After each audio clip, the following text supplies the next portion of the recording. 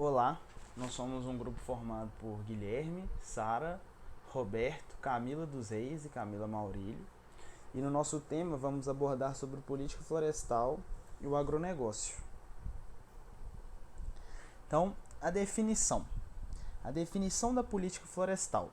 Então, ela nada mais é que um conjunto de leis que são estabelecidas para as relações de exploração de recursos naturais. Como é a política florestal no Brasil? A primeira medida tomada pelo Brasil com o intuito de proteção florestal foi a criação do Código Florestal pelo Decreto 23.793 em 1934. A criação desse código se deu em meio à expansão cafeeira, que naquela época se dava em grandes proporções. O então presidente do país, Getúlio Vargas, por meio de um decreto, sancionou limites para a ocupação do solo e o uso de recursos naturais. Então, o contexto histórico. Então, desde a primeira medida, lá em 34, o Brasil foi caminhando, mudando, e isso foi mudando também a legislação sobre política florestal, como a mais recente, que originou a criação do Código Florestal, onde impunha a reserva legal, né, RL, e localização das áreas de preservação permanente, as APPs, que foi em 1965.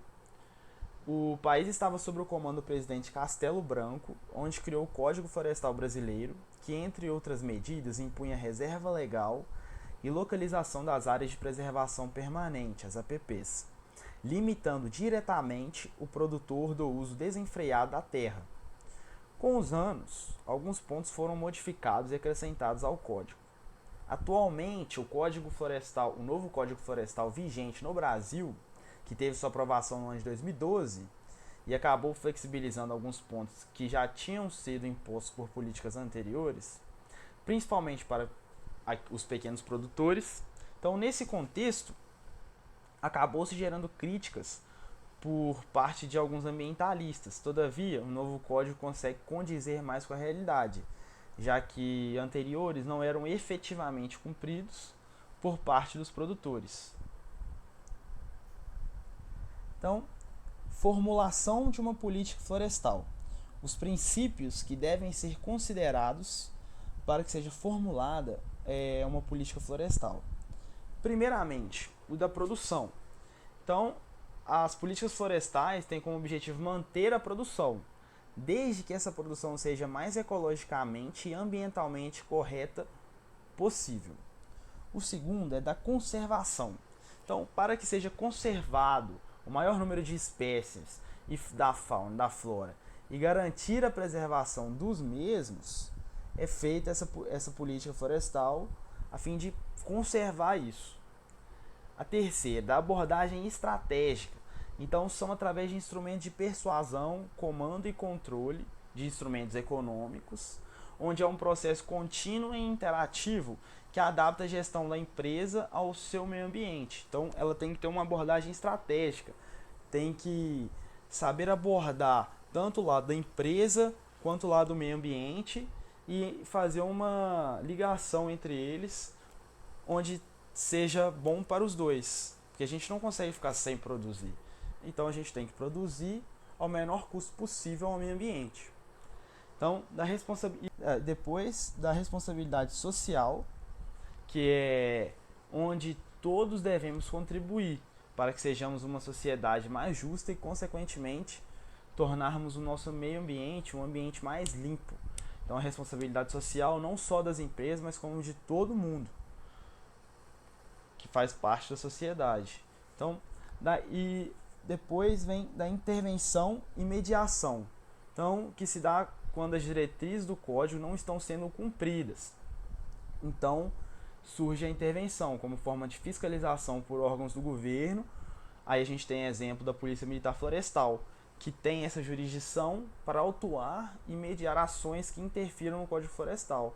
Então, a intervenção e a mediação, se a pessoa não estiver cumprindo, ou a empresa não estiver cumprindo o Código Florestal, aí vem a intervenção e a mediação para que seja cumprido. Em seguida, temos da criação de conhecimento. Então, a forma mais eficiente para que as pessoas sigam o Código Florestal é criando conhecimento. Aí como a difusão desses conhecimentos em veículos de telecomunicações, então deixando todo mundo ciente que existe o Código Florestal, que deve ser seguido, ou até mesmo para crianças e adolescentes em escolas, como forma de matéria mesmo de escola, que seria extremamente importante as crianças já crescerem sabendo disso, sabendo que existe isso, mas não serem leigas nesse meio. Por fim, da cooperação internacional. Então, não adianta nada um país seguir o seu código florestal e ajudar o mundo ambientalmente e o país vizinho não fazer o mesmo. Então, deve ter a cooperação internacional para que ocorra uma melhora gradativa para todos, né? Sem exceção. Agora eu vou falar dos objetivos do Código Florestal. O primeiro objetivo é a proteção das áreas florestais, depois proteção da biodiversidade, depois a agricultura, ordenação da vida silvestre, né? E por fim o apoio ao desenvolvimento do setor florestal. Então esses são os objetivos do Código Florestal. Como é aplicado? Então, os principais meios de aplicação da política florestal são através de instrumentos, como eu disse anteriormente, de persuasão, comando e controle de instrumentos econômicos. Então, os instrumentos de persuasão.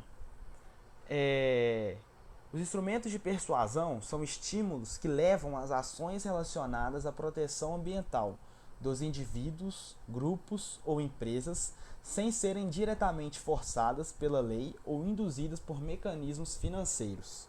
Um exemplo disso é a difusão de informações e a educação ambiental. Comando e controle. Já os de comando e controle são os estudos de impacto ambiental, os licenciamentos, que autorizam e acompanham a instalação e implantação de atividades que utilizam recursos naturais e são altamente poluidoras. O zoneamento, que visa a divisão de áreas ou zonas que podem ser autorizadas ou não, e os controles diretos, que limitam os níveis de emissão de poluentes. E os instrumentos econômicos.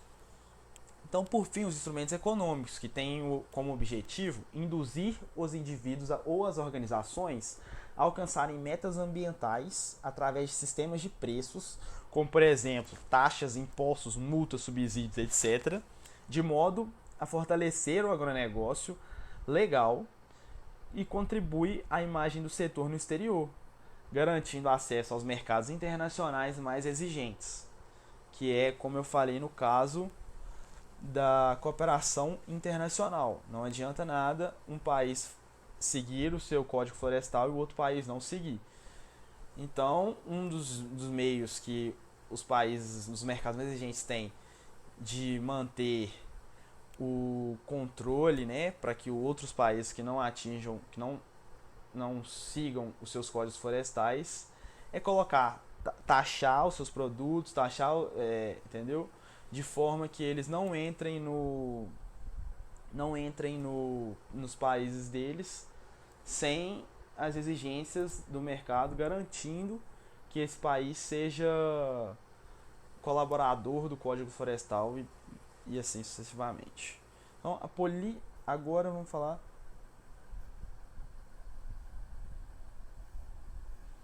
Desculpa, errei.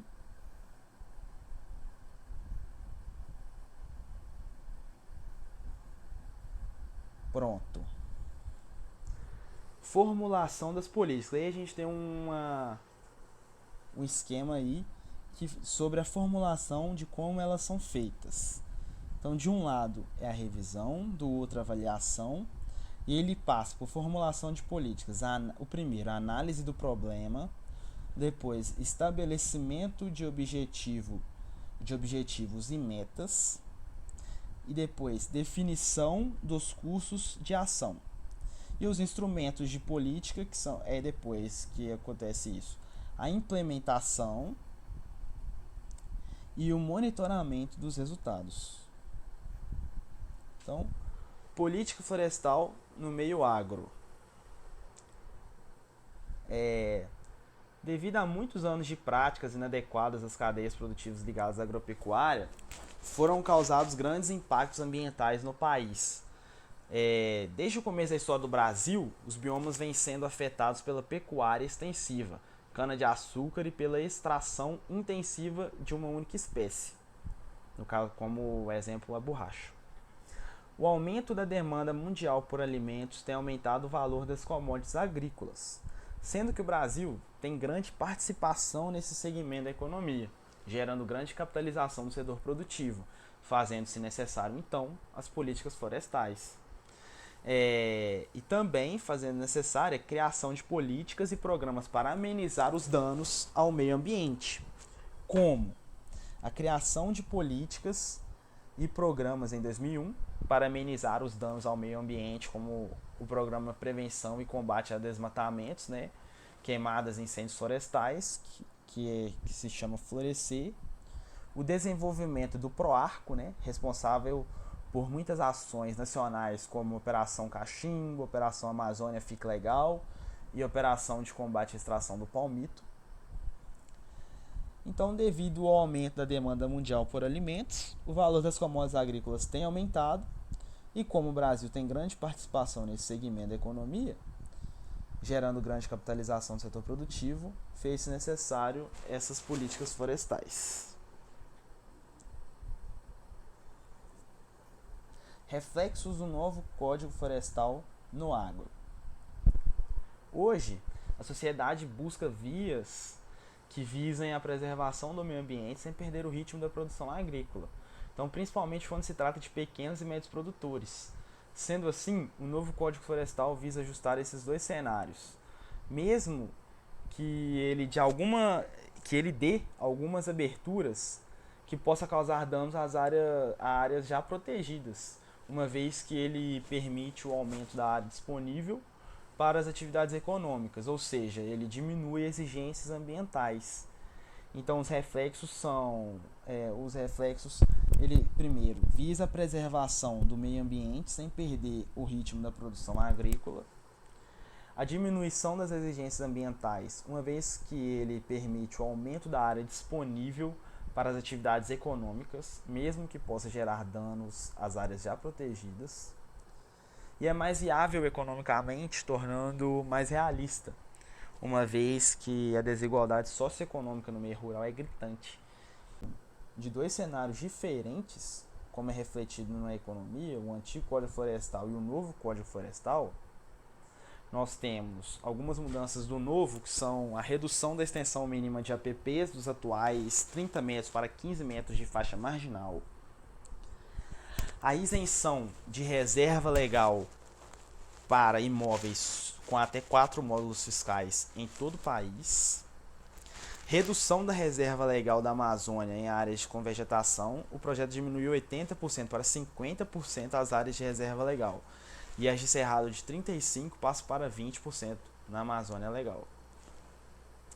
Permite a exploração de plantas exóticas em até 50% das áreas, né, sem distinção de tamanho da propriedade, aumentando os retornos econômicos possíveis de serem obtidos com a reserva legal. Então, em um artigo publicado, o artigo do Tiago Diniz e do Joaquim Bento Ferreira Filho, é simulado dos dois cenários, levando em consideração os pontos propostos pela legislação ambiental antiga e atual. Então, ele conclui que o antigo Código Florestal tem impactos econômicos de maiores proporções. O efetivo cumprimento do Código Florestal leva a uma redução de 0,37% do PIB, Produto Interno Bruto, do país, ao passo que para o novo Código Florestal seria redução de 0,19%. Ao se analisar de forma isolada os instrumentos de APP e da reserva legal, verifica-se que a maior parcela dos desdobramentos econômicos é da responsabilidade da APP em ambos cenários. Então, a tabela abaixo mostra a redução da área colhida ou de pastagem para adaptar para APP ou reserva legal por UF, na adequação ao Código Florestal antigo e ao novo. Então, como exemplo aí, nós temos Minas Gerais.